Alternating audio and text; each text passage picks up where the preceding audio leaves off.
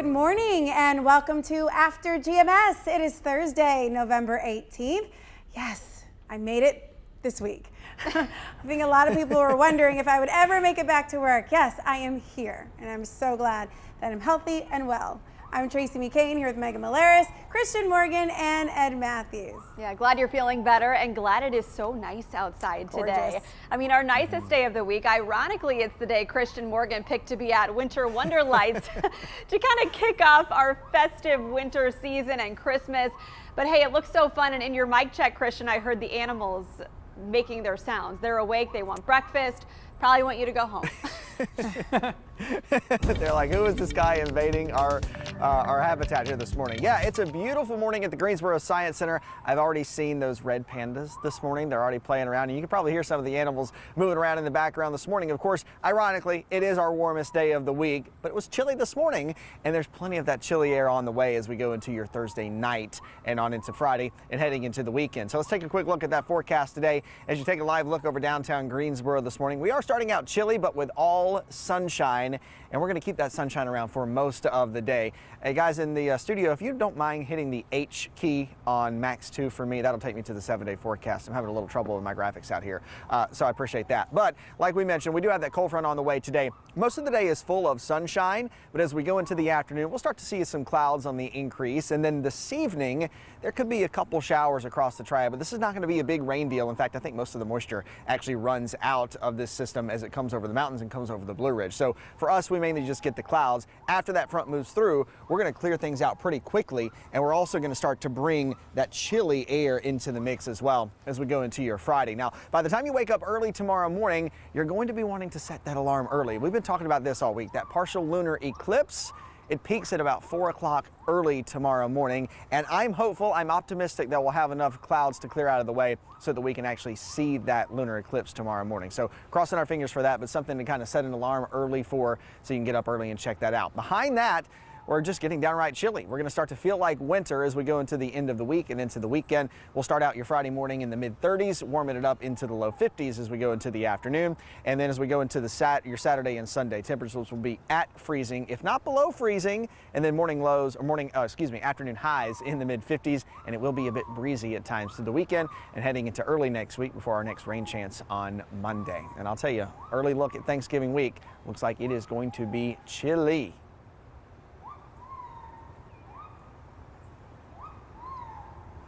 And now we're out here at the Winter Wonderlights, of course, at the Greensboro Science Center. And let me tell you what, this is something really spectacular to see. I do want to bring in Aaron Sherrill from the Greensboro Science Center here this morning to tell us a little bit about the Winter Wonderlights. And Aaron, I'll be honest, as we bring you in here, this is, I guess it's kind of embarrassing, but this is my first time ever at the Winter Wonderlights exhibit. It's your first time ever? It's first time ever. Well, it's only the second year, so, you know, you're excused. But now you know, Okay. You're here right now. You got to come back when it's dark so you can see everything. Right, and so this is the second year, and you were telling me off camera earlier this morning how much has even changed in just, you know, the 2-year progression, that this year is so much bigger than even last year was. Yes. So we opened a zoo expansion back in June, and for Winter Wonderlights, that means it can be twice as big this year. Our lights expanded into the zoo expansion, so we're at about double the size we were last year. I believe we're at about 25 acres now out in our zoo. Oh, wow, that's incredible. And now they were asking me earlier on the Good Morning Show, Megan and Tracy wanted to know if I'd seen Santa. And I haven't seen Santa yet. I will tell you, though, I've been a good boy this year, so I'm hoping to see him. Is Santa going to be at the Winter Wonderlights this year? Santa will be here at the Winter Wonderlights.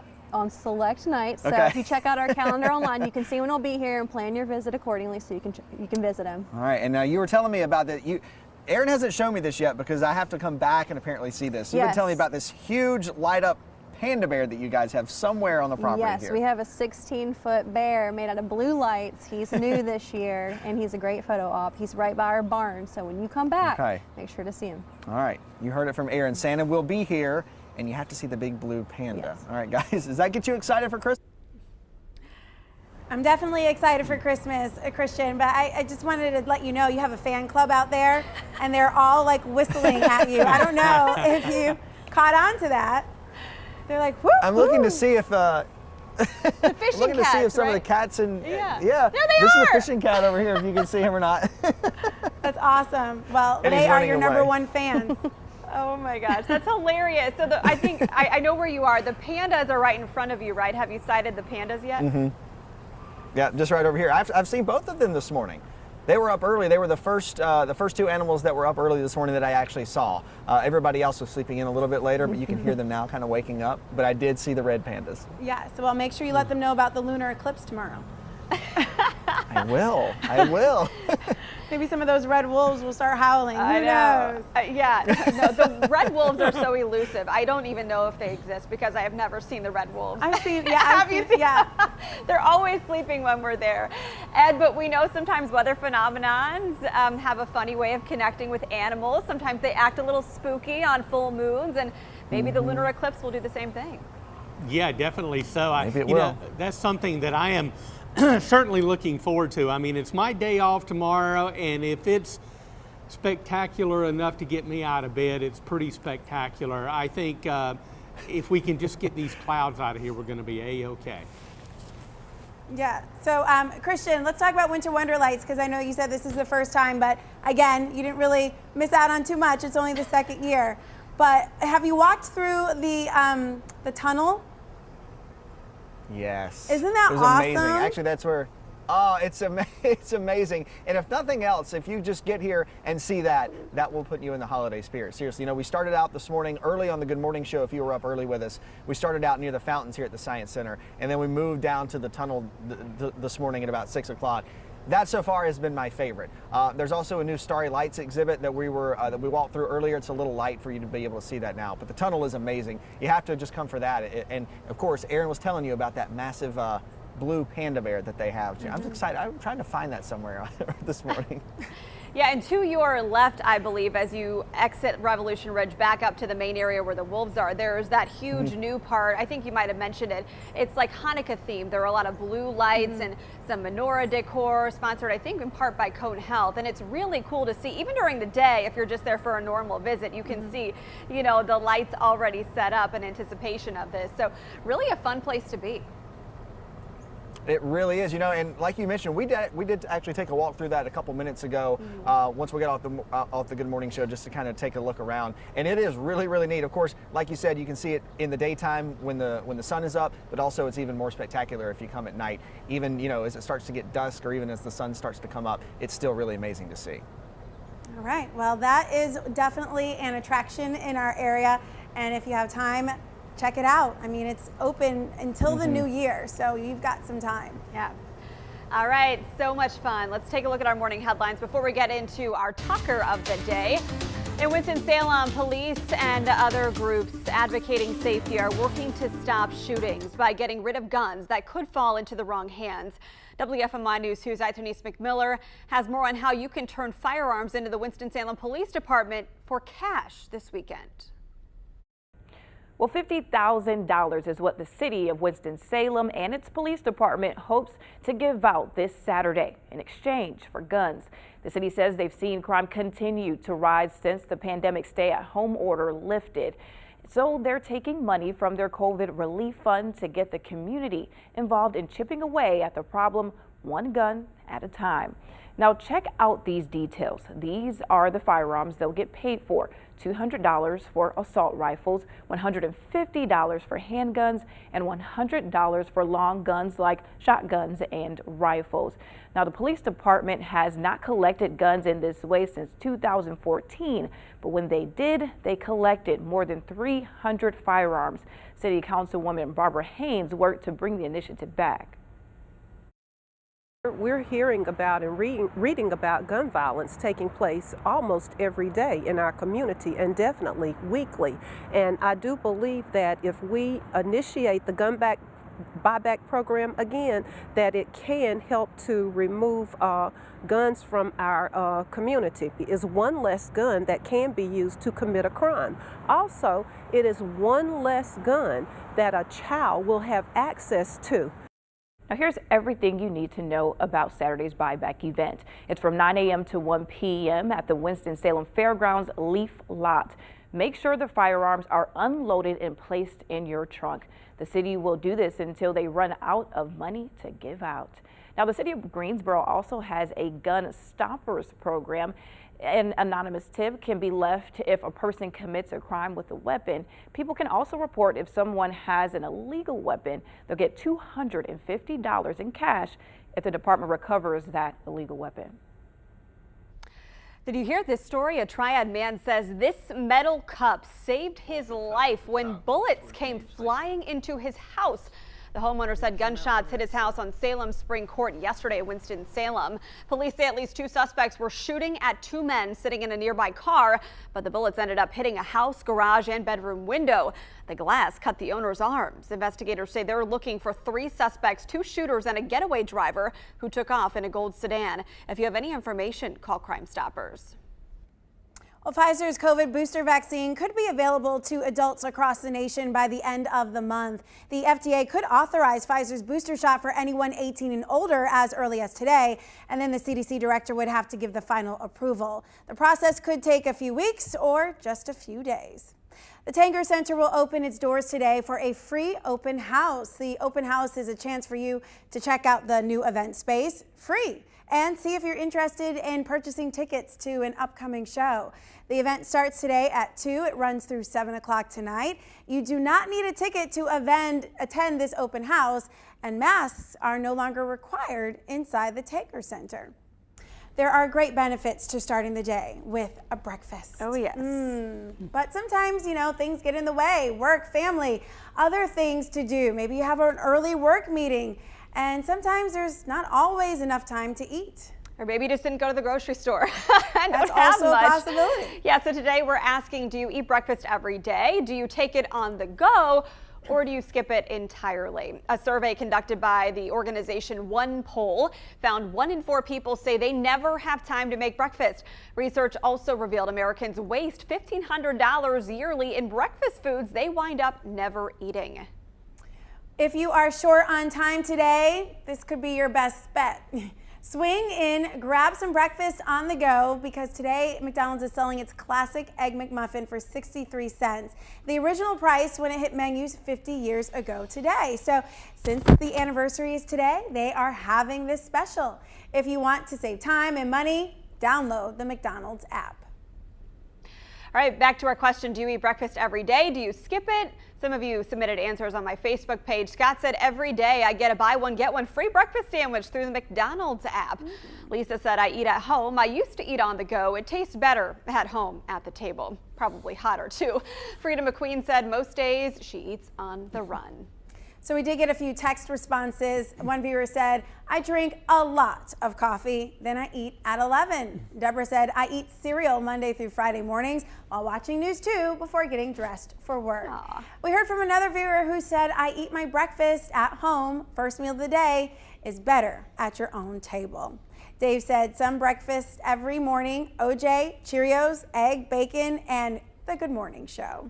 Kenny and Diane said, we always have coffee. Hubby makes it, but usually only eat breakfast on the weekends. Supposed to start eating a little something during the week, but so far, just coffee. Great responses from a lot of folks. And, regardless of whether you're sitting down for like full pancakes and eggs and bacon, it is good to have like a little something on your belly just to kind of give you that energy to get going. But I don't really start eating breakfast until about like 8:30 in the morning, and as I almost tripped over my feet. Did you see that? I was like, It's because you need sustenance to keep I you going. I did have a banana, but I'm ready for my eggs. Okay, good. I'm with you. I'm never too hungry in the morning. I do try to eat, especially now that I have another little one to feed. But, I usually take it on the go. My coffee and my slice of breakfast bread, eat it at my desk in the morning as I'm prepping for the show. And that usually gets me by. But by 7 o'clock, I'm ready for lunch. So, it's kind of like the clocks are just reversed during the week with our schedule. But on the weekends, we do make a point as a family because I'm fixing breakfast for my son. He likes the cheesy eggs and waffle. He eats a huge breakfast. So I find that my husband and I eat as well when we're eating with him. So. How about you, Ed Matthews? What's breakfast like at your house? Well, our work schedule is not conducive for really any meal because, as Megan said, it's lunchtime by the time we get finished with after GMS. But I have to have something on the stomach in the morning. I get ready, and Rio and I eat together. I feed Rio, and then I feed myself. Usually something very simple. Maybe some instant grits or something like that, or maybe some cereal, nothing too heavy. I don't get up and scramble the eggs and fry the bacon and stuff like that. I just don't have the time. And then I usually eat it not on the go, but after I prepare what I am going to eat for breakfast, sit down in front of the computer and look at weather maps so I can get prepared for the Good Morning Show. Yeah, I think it's one of those things where, you know, as a child, you kind of eat breakfast before you go off to school. And then you kind of just have this habit. I think the only time I deliberately did not eat breakfast was when I was in college, because I didn't have to get up and go to the caf to eat. You know, I could make my own schedule. But now that I'm an adult and paying for food, I'm going to eat what I have in my house. So it's just a little, I think you just kind of go through stages. And I think as an adult, you end up saying, you know, I think I need a little something, and then maybe have a full meal later on in the day. But again, breakfast is right now, so I'm really hungry because we're talking about food, and it's always on After GMS when I start to get hungry. Yeah, it has that effect on everybody. Looks like some of our viewers can relate. They're ready for breakfast. Bobby said he takes his on the go. Ramona sits down to eat breakfast every morning. Wanda has a bowl of oatmeal almost every morning. And we heard from Debbie, who also fixes breakfast at home every day. Sandra eats breakfast every day. Wow. Are we surprised that these are our After GMS viewers who are up early? So, of course, they're eating breakfast, right? Joanne said coffee and a Krispy Kreme. She prefers brunch a little bit later. Love brunch on the weekends. Lloyd eats breakfast almost every day during the weekday, but usually skips lunch. No breakfast on weekends, just lunch and dinner. Yeah, I eat breakfast every day, sometimes for dinner as well. Breakfast for dinner is like a great option. It is. It's fast, easy, and you should ask Monique how my waffles are. Monique Robinson. I fixed her some of my waffles. She said I should go into business. All right. Wow. And I said, no way. All right, well, I'll come over for breakfast for dinner one time and have to try those. Those sound amazing. Okay, well, now that we're hungry, you're hungry, why don't we wrap this up with a final look at our forecast, Ed? I'm thinking Tracy's Waffle Shop. And oh yeah, the chicken on top as well. Of course, gotta have that. Hey, we gotta have one more day of 70-degree weather, but for those of us who kind of like the warmer stuff, you better soak it up today because it's gone bye-bye, and it might be gone for a while. We're on our way to the low and mid 70s. We got bright sunshine out there this morning. Starting to notice a few clouds move in later this afternoon. Our cold front is now in the Tennessee and Ohio Valley. It'll cross our area later on this evening. And between about 6 p.m. and about midnight, we run the risk of a few spotty, very light showers. Not going to accumulate very much in the rain gauge. As a matter of fact, some of you may not get any rain at all. But at any rate, behind that front, we're all going to get some much colder air for the Piedmont. We go from the low and mid 70s today to only the lower 50s coming up tomorrow and Saturday, and add to that a pretty stiff wind. It is definitely going to be chilly. We're going down to about 29 on Saturday morning, back into the low 50s Saturday, mid and upper 50s sun and clouds on Sunday. Now we got what appears to be a strong cold front that will move through the area on Monday. It'll bring maybe some morning showers around, and then it'll move through in the afternoon. And when I'm talking about a strong cold front, I'm talking about some windy conditions and much colder air. This could easily be the coldest air that we've had so far this season. And winds may gust up 30, 35, maybe even 40 miles per hour late Monday and into the day on Tuesday. So a strong cold front knocks the temperatures back down. Look at this, mid 40s coming up on Tuesday, and by Wednesday morning, likely seeing some mid and upper 20s for the Piedmont. Thanksgiving Day right now looks dry and temperatures move up a little bit, but it's still going to be a little chilly by Thursday, Thanksgiving. But the coldest day looks to be Tuesday. Well, we made some Shivering. progress in the last 2 minutes. I have an offer for a partnership with Carol Harris on my breakfast business here. So we're making some progress. This could be a reality here. Carol said, breakfast for dinner is usually biscuits and gravy. You can make the waffles, I'll do the gravy. Tracy and Carol's breakfast nook. I like it. I think it sounds good. Now, I'm gonna need you to come in on this like 75%, and then I'll meet you 25%. And then we'll do it that way. But if we don't have a deal on that, that's okay. We can work out the numbers later. Go on Shark Tank or something, get an investor involved. Exactly. That does sound delicious, though. Great idea. All right. Thanks so much for joining us on After GMS. Enjoy this wonderful day today. I have a event with my daughter at her school today. We're going to be eating outside on the park playground. So I'm already looking forward to the great sunshine. I hope you guys enjoy it too. Yeah, get out there and get to it. Make it a wonderful rest of your week. Take care.